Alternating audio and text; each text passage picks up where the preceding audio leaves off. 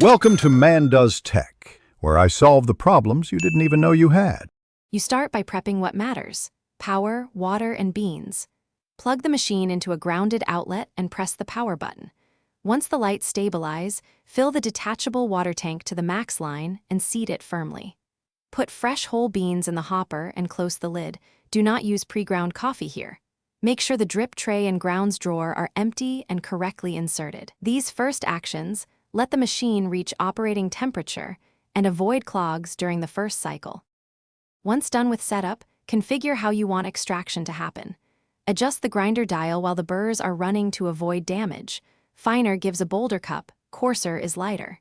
Use the machine's strength selector to pick 1, 2, or 3 level intensity and select single or double cup.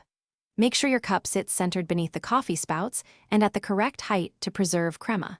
Press the brew button and watch for a steady, even stream. This indicates proper grind and tamping by the machine. You finish by preparing milk and completing short maintenance. If you want a cappuccino, purge the steam wand, insert into chilled milk, then froth to desired texture and temperature. Purge and wipe the wand immediately to prevent buildup. Serve the coffee promptly. Leaving brewed coffee on a hot plate degrades flavor. Make a habit of emptying the grounds drawer and drip tray daily and follow the descaling indicator when it lights. Descaling preserves flow and taste. If extraction is slow, check for scale or... Thanks for watching. If you found this helpful, don't forget to like and subscribe.